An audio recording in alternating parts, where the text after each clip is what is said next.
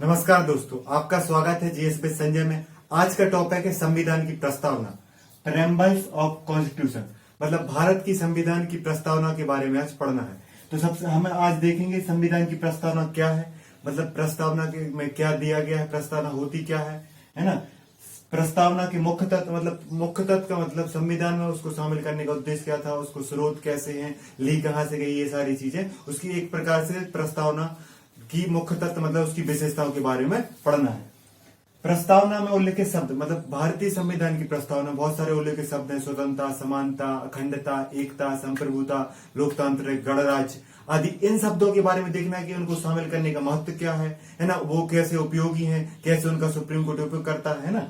और इसके बाद देखना है संविधान की उपयोगिता, प्रस्तावना की संविधान में उपयोगिता, क्योंकि जब भी सुप्रीम कोर्ट कोई फैसला करता है या संविधान की विशेषता समझने की कोशिश करते हैं या संविधान को समझने की कोशिश करते हैं, तो सुप्रीम कोर्ट अपनी हर व्याख्या में और वकील अपनी हर जजमेंट में प्रस्तावना के शब्दों का प्रयोग करते हैं, तो उसकी उपयोगिता समझने की कोशिश करते हैं। तो आइए सबसे पहले शुरू करते हैं कि संविधान की प्रस्तावना क्या है।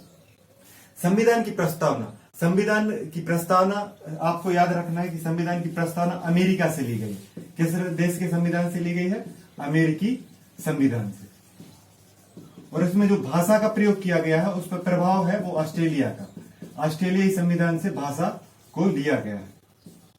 मतलब भारत की संविधान में जो प्रस्तावना को शामिल करने वाला जो मतलब की लक्षण था या जो उपयोग था, मतलब उद्देश्य था कि प्रस्तावना को वो किस अमेरिकी संविधान से लिया।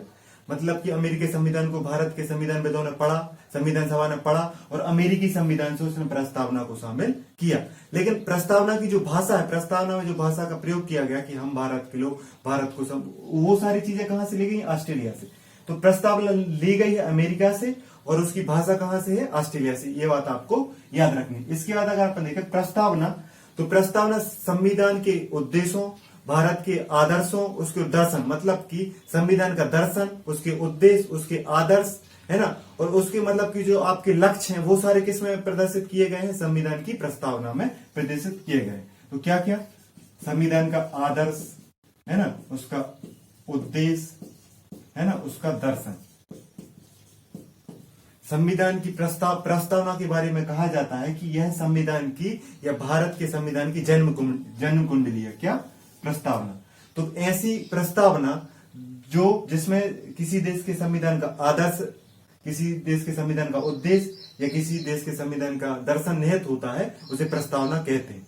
अगर भारतीय संविधान के परिप्रेक्ष्य में समझें तो प्रस्तावना भारत के संविधान के आदर्शों, उद्देश्यों और दर्शन की व्याख्या करने वाले दस्तावेज को प्रस्तावना कहते हैं। आपको याद रखना है कि जो जवाहरलाल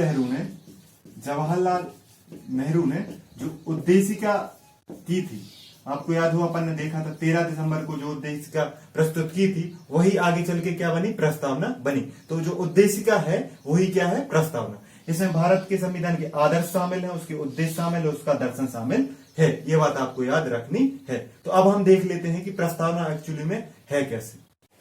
तो भारतीय संविधान की प्रस्तावना, मतलब प्रस्तावना लिखा कैसे गया है वो अपन बोर्ड पे लिखे हैं, उसको पढ़ के समझने की कोशिश करते हैं। तो हम भारत के लोग भारत को संपूर्ण प्रभुत्व संपन्न, समाजवादी, पंथनिरपेक्ष, लोकतंत्र, गणराज्य बनाने के लिए तथा उसके समस्त नागरिकों को सामाजिक, आर्थिक, राजनीतिक न्याय, विचार, अभिव्यक्ति, विश्वास, धर्म, उपासना की स्वतंत्रता, प्रतिष्ठा और अवसर की समता प्राप्त कराने के लिए तथा उन सब में व्यक्ति की गरिमा और राष्ट्र की एकता और अखंडता सुनिश्चित कराने वाली बंधुता बढ़ाने के लिए दृढ़ संकल्प होकर अपनी इस संविधान सभा में आज तारीख 26 नवंबर 1949 को एतद द्वारा इस संविधान को अंगीकृत, अधिनियमित और आत्मर्पित करते हैं। तो जो संविधान सभा ने प्रस्तावना में जो लिखा है वो अपन ने पढ़ा। अब इसको समझने की कोशिश करते हैं। तो शुरुआत कहां से होती है? हम भारत के लोग से प्रस्तावना की शुरुआत हुई है तथा भारत को क्या बनाना है? संपूर्ण प्रभुत्व संपन्न। भारत को संपूर्ण प्रभुत्व संपन्न, मतलब भारत विदेशी मामलों में, अंतर्राष्ट्रीय मामलों में स्वयं निर्णय लेने में सक्षम है। इसके बाद भारत कैसा देश है? समाजवादी देश है ना। भारत एक मिश्रित अर्थव्यवस्था है जिसमें उसकी समाजवाद की ओर उसका झुकाव था, लेकिन वर्तमान में किस ओर हो रहा है? पूंजीवाद की ओर हो रहा है। जो वर्तमान में आप रेलवे का निजीकरण देख रहे हैं वो पूंजीवाद की ओर झुकाव है, वो समाजवाद की ओर नहीं है। पंथ निरपेक्षता मतलब सभी धर्मों के लिए समान सम्मान की बात कही गई है। लोकतांत्रिक मतलब बहुमत का शासन, मतलब ऐसा शासन जिसमें लोगों के द्वारा जनता की प्रतिनिधित्व का शासन किया जाता है, तो लोकतांत्रिक शासन कहते हैं। गणराज्य मतलब जहां पे सभी व्यक्तियों की सहभागिता होती है, मतलब नागरिकों के लिए सारी सुविधाएं, ये सारी विशेषताएं प्रस्तावना में दी गई।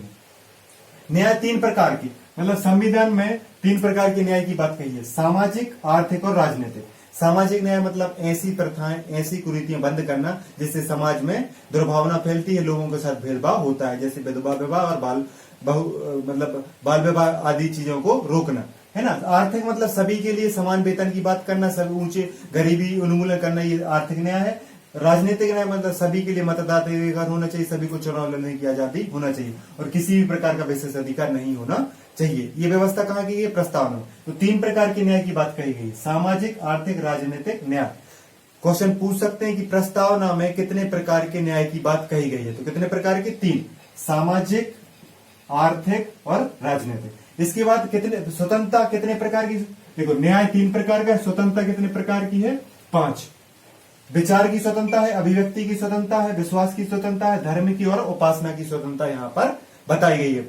मतलब भारत की प्रस्तावना में 3 प्रकार की मतलब 5 प्रकार की स्वतंत्रता बताई गई है। विचार की स्वतंत्रता है, अभिव्यक्ति की स्वतंत्रता है, विश्वास की स्वतंत्रता है, धर्म की, उपासना की। मतलब व्यक्ति अपने विचार, कोई भी विचार रख सकते हैं, किसी भी मुद्दे पर अभिव्यक्त कर सकते हैं, किसी उनको जो विश्वास है उसको मानने की आजादी है, किसी भी धर्म का अनुसरण कर सकते हैं, साथ में किसी भी चीज की उपासना कर सकते हैं। आपको बता दें कि अनुच्छेद 19 से 22 तक स्वतंत्रता का अधिकार की बात, मतलब मौलिक अधिकार का प्रावधान किया गया है। 14 से 18 तक समानता का है और 18 से 22 तक का है? स्वतंत्रता का है, जिसमें अभिव्यक्ति की स्वतंत्रता अनुच्छेद 19 सबसे महत्वपूर्ण अनुच्छेद है 19, जिसमें आप बोलने, भाषण देने, है ना, घूमने, ये सब की अभिव्यक्ति की स्वतंत्रता दी गई। अब प्रतिष्ठा और अवसर की समानता, मतलब कि प्रतिष्ठा सभी व्यक्ति समान है, अंबानी हो चाहे कोई गरीब व्यक्ति, दोनों की प्रतिष्ठा, दोनों की इज्जत बराबर है।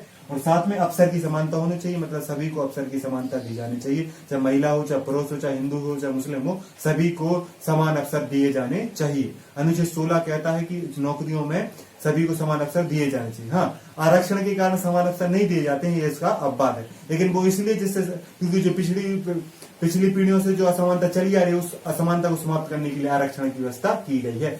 आरक्षण का उद्देश्य भी समानता स्थापित करना है और अवसर की समानता स्थापित करना है।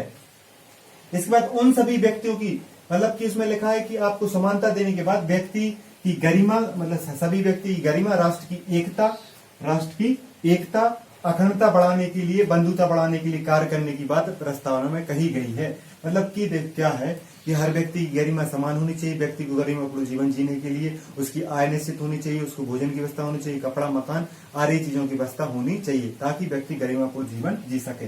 ये बात प्रस्तावना कहती है। राष्ट्र की एकता और अखंडता बढ़ाने के लिए सरकार को ऐसे काम करने चाहिए, ऐसे कानून बनना चाहिए जिससे देश की बंधुता बनी रहे।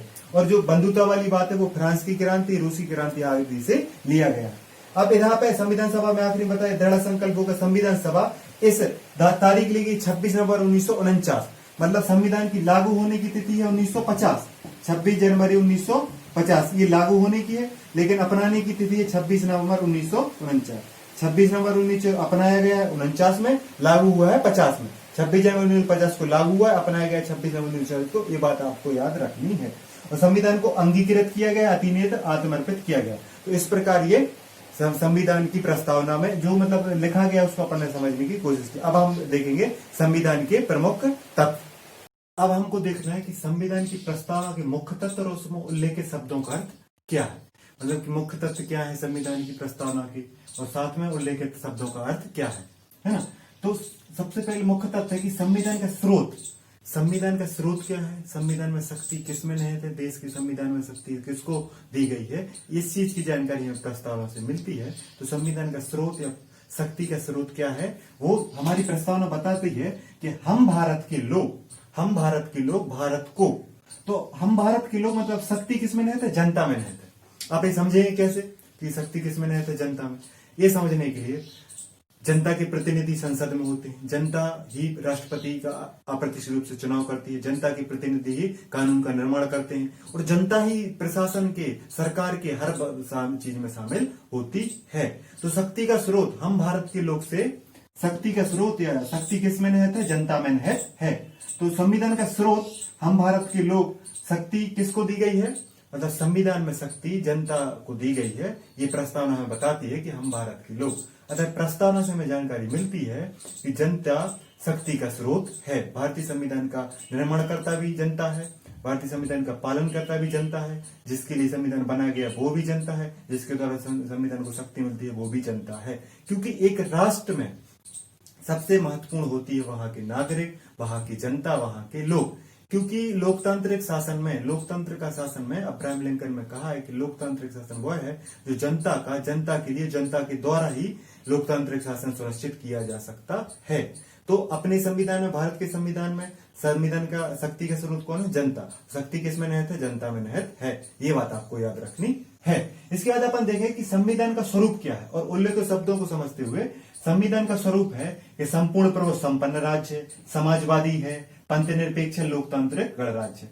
तो संपूर्ण प्रभुत्व संपन्न क्या है कि भारत विदेशी व अंतरराष्ट्रीय मामलों में क्या है, स्वतंत्र। विदेशी व अंतरराष्ट्रीय मामलों में क्या है भारत, स्वतंत्र।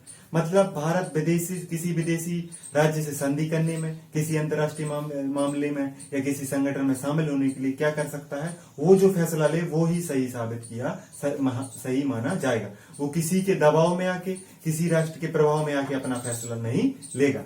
मतलब अपनी विदेश नीति में, अपने अंतरराष्ट्रीय संबंधों में भारत पूर्ण रूप से स्वतंत्र है। ये इसका मतलब संपूर्ण प्रभुत्व संपन्न का मतलब यही है।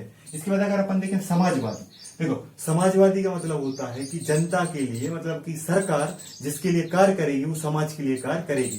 निजी वहां पे क्या होता है कि सारी चीजें किसके द्वारा निश्चित होती हैं, समाज के द्वारा, समाज के लाभ के लिए सरकार के द्वारा संचालित की जाती हैं। मतलब ऐसा देश जहां पे ज्यादातर चीजें कौन सी होंगी, सरकार द्वारा संचालित होंगी। जैसे कि अपन रेलवे देख रहे हैं, वर्तमान में कुछ चीजें चेंज हो रही हैं। भारत का झुकाव जो पहले समाजवाद की था, अब वो किसकी ओर हो रहा है, पूंजीवाद की ओर हो रहा है। तीन प्रकार की विचारधारा होती है, एक पूंजीवादी, एक समाजवादी और एक दूसरी मिक्स होती है, जिसमें पूंजीवाद और समाजवाद के गुण होते हैं। तो शुरुआत में जब भारत का संविधान निर्मित हुआ था और स्वतंत्रता के पश्चात भारत का संविधान का झुकाव समाजवाद की ओर था। पहले रेलवे है ना, बैंक, सारी चीजें सरकार की अभी भी हैं, लेकिन पहले ज्यादा झुकाव समाजवाद के, वर्तमान में किसकी ओर हो रहा है, पूंजीवाद। तो ऐसा देश जिसमें सारे उद्देश्य, सारे कार्य किसके लिए की जाए, समाज के लिए की जाए, वो समाजवादी देश होता है। तो भारत में कैसा लोकतंत्र देश है, लोकतांत्रिक समाजवाद यहाँ पे है। पंथ निरपेक्ष मतलब ऐसा देश जो सभी धर्मों से निरपेक्ष है, मतलब किसी भी धर्म को मानने वाला देश नहीं है। अपने देश की खासियत क्या है कि यह सभी धर्मों को समान सम्मान देता है। धर्मों को क्या देता है, समान सम्मान। एक देश होता है नास्तिक जो किसी भी धर्म को नहीं मानता, एक होता है धार्मिक देश जो किसी एक धर्म को मानता है। जैसे श्रीलंका एक धार्मिक देश है, पाकिस्तान एक धार्मिक देश है ना, नास्तिक देश है कुछ। लेकिन अपना कैसा है, पंथ निरपेक्ष, मतलब यहाँ पे लोगों को मानने के लिए धर्म की व्यवस्था की गई है। लोग चाहे तो किसी भी धर्म को मान सकते हैं, है ना, उनके लिए स्वतंत्रता दी गई है, आप किसी भी धर्म को मान सकते हैं। लेकिन राष्ट्र मतलब जो सरकार है वो किसी भी धर्म के प्रति अपना झुकाव नहीं रखेगी, वो पंथ निरपेक्ष होगी। मतलब ये सभी धर्मों के प्रति क्या रखेगी, सम्मान रखेगी और सभी धर्मों के लिए सहायता करेगी। जैसा आप देखते हैं कि कुंभ मेले में सरकार सहायता करती है ना, जो मक्का मदीना के लिए हज यात्रा की जाती है उसके लिए भी करती है, ईसाइयों के लिए भी करती है, मतलब सिखों का जो प्रकाश पर्व मनाया जाता है, सारी चीजों के लिए सरकार क्या, सभी धर्मों के लिए सभी धर्मों के लिए समान कार्य करती है, समान सम्मान देती है। ये पंथ निरपेक्ष महत्व है।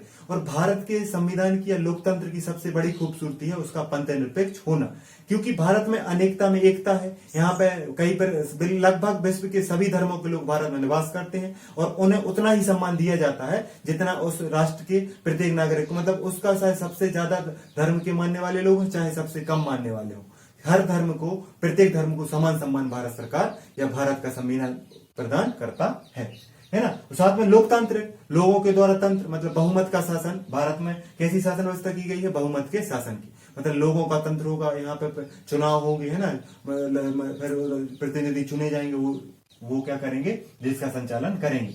तो शासन कैसा है, लोकतंत्रात्मक। मतलब संविधान में भारत का जो स्वरूप है, देश का स्वरूप है, वो बताया गया है कि संपूर्ण प्रभुत्व संपन्न होगा, मतलब अपने मामलों में स्वतंत्र। समाजवादी होगा, मतलब समाज के लिए सरकार कार्य करेगी। पंथ निरपेक्ष होगा, मतलब सभी धर्मों को समान सम्मान दिया जाएगा। लोकतंत्र मतलब बहुमत का शासन और जनता के द्वारा शासन है। इसके बाद अगर बताएंगे संविधान के उद्देश्य क्या है। मतलब प्रस्तावना में बताया गया कि संविधान लागू करने के उद्देश्य क्या है। तो सबसे बड़े दो उद्देश्य हैं कि नागरिकों के लिए न्याय की व्यवस्था करना और उनके लिए स्वतंत्रता की व्यवस्था करना, साथ ही व्यक्ति की गरिमा, राष्ट्र की एकता, उसकी बंधुता को सुनिश्चित करना भी संविधान के उद्देश्य है। और इन उद्देश्यों को लिखा कहा गया प्रस्तावना, मतलब कि न्याय, स्वतंत्रता, व्यक्ति की गरिमा, राष्ट्र की एकता, अखंडता, यही संविधान का उद्देश्य है, यही सरकार का उद्देश्य है और यही प्रस्तावना में लिखा गया है। प्रस्तावना की उपयुक्तता देखें। प्रस्तावना की उपयुक्तता क्या है, मतलब प्रस्तावना किस प्रकार से उपयोगी है। प्रस्तावना एक प्रकार से प्रस्तावना की जो विशेषता है वो ही उसकी उपयुक्तता है।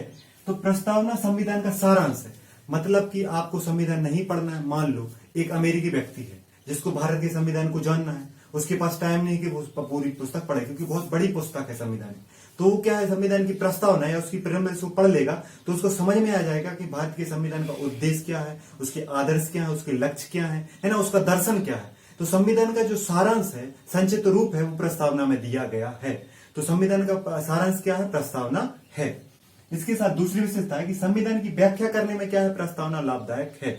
जब सुप्रीम कोर्ट और सरकार के बीच, जब न्यायपालिका और कार्यपालिका के बीच टकराव हो रहा था कि मतलब कि संसद की शक्ति कानून निर्माण की कितनी है, तो संसद की कानून निर्माण की शक्ति पर रोक लगाने या उसको नियंत्रित करने के लिए सरकार ने या सुप्रीम कोर्ट ने कार्यपालिका की शक्ति को नियंत्रित करने की संसद की कानून बनाने की शक्ति को नियंत्रित करने के लिए एक आधारभूत ढांचे की व्याख्या की। उसमें उसने प्रस्तावना की सहायता ली। मतलब सरकार की कानून बनाने की शक्ति कितनी है, यह प्रस्तावना में उल्लेखित व्याख्या के आधार पर सुप्रीम कोर्ट ने सुनिश्चित किया। मतलब सुप्रीम कोर्ट एक हथियार के रूप में प्रस्तावना का प्रयोग करता है। सुप्रीम कोर्ट आपको बता दें संविधान का रक्षक है। मौलिक अधिकार रक्षक भी कौन है ना, मतलब लोगों के अधिकारों की रक्षा करता है सुप्रीम कोर्ट, है ना। तो इसलिए मतलब सुप्रीम कोर्ट रक्षा करता है कि मौलिक अधिकारी की रक्षा में एक हथियार के रूप में प्रयोग करता है इसको, प्रस्तावना को। क्योंकि अगर मनचाहे ढंग से अगर संसद कानून बनाने लगी तो उससे हनन किसका होगा, लोगों के अधिकार का। तो संविधान की प्रस्तावना व्याख्या में लाभदायक है और सुप्रीम कोर्ट ने आधारभूत ढांचे की व्याख्या में संविधान की प्रस्तावना का प्रयोग किया है। ये बात आपको याद रखनी है। इसके बाद संविधान की प्रस्तावना में आदर्श, उद्देश्य और नैतिक मूल्य की जानकारी प्रदान की जाती है। मतलब हमारे संविधान की प्रस्तावना में आदर्शों को बताया है, उद्देश्यों को बताया कि न्याय देना है, स्वतंत्रता देना है, व्यक्ति की गरिमा बढ़ाना है, अखंडता बनाए रखना है। ये सारी चीजें जो उद्देश्य हैं वो भी प्रस्तावना में बताए गए हैं। साथ में एक व्यक्ति थे, संविधान सभा के सदस्य थे के.एम. मुंशी। कौन थे, के.एम. मुंशी। उनने कहा है कि प्रस्तावना हमारे संप्रभु प्रजातांत्रिक गणराज्य की जन्म कुंडली है। मतलब के.एम. मुंशी जो संविधान सभा के सदस्य थे, उनने संविधान को बनाया है, उसको ऑब्जर्व किया और उन्होंने प्रस्तावना की तारीफ करते हुए कहा था कि यह हमारे संप्रभु प्रजातांत्रिक गणराज्य की जन्म कुंडली है।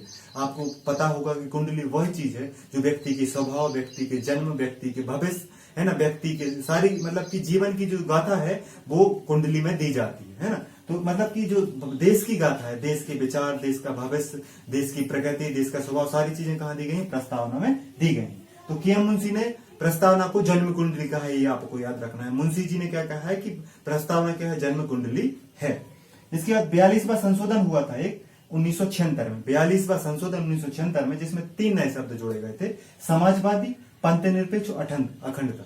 कई परीक्षा में पूछा गया, इसलिए आपको याद रखना। संविधान संशोधन कौन सा था, 42वां सन कौन सा था, 1976। कौन कौन से शब्द, समाजवादी, जिसका अर्थ है सरकार कार्य के लिए, किसके लिए कार्य करेगी, समाज के लिए कार्य करेगी, और जिसमें बाजार के द्वारा नियंत्रण किसका होगा, बाजार पे सरकार का, मूल्य कौन निर्धारित करेगी, सरकार, है ना। पंथ निरपेक्ष मतलब सभी धर्मों का समान सम्मान, सभी धर्मों का समान सम्मान होगा, सभी लोगों को धर्म मानने की छूट प्रदान की जाएगी। अखंडता मतलब देश में किसी भी चीज को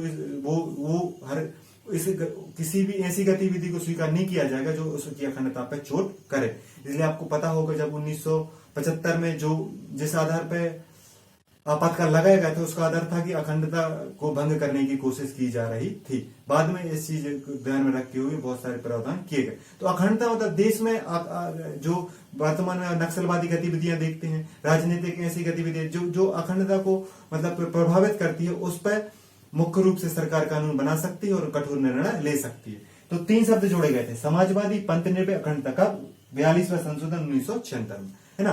तो आपने देखा कि प्रस्तावना आपको समझ में आएगा। प्रस्तावना एक मतलब कि भारत के संविधान की जन्म कुंडली थी। और आपको याद रखना है कि प्रस्तावना को मतलब संविधान को समझने के लिए, किसी देश के स्वभाव को समझने के लिए, किसी देश के लोगों की, नागरिकों के मतलब कि कैसे नागरिक उसके हैं, इसको समझने के लिए उस देश की प्रस्तावना को पढ़ना जरूरी होता है। और भारत की प्रस्तावना अमेरिका के संविधान से ली गई है तथा उसमें ऑस्ट्रेलिया की भाषा का प्रभाव है। उम्मीद करता हूं आपको वीडियो समझ में आएगा। घर पर रहिए, सुरक्षित रहिए और वीडियो अच्छा लगे तो शेयर कीजिए और सब्सक्राइब कीजिए। नमस्कार।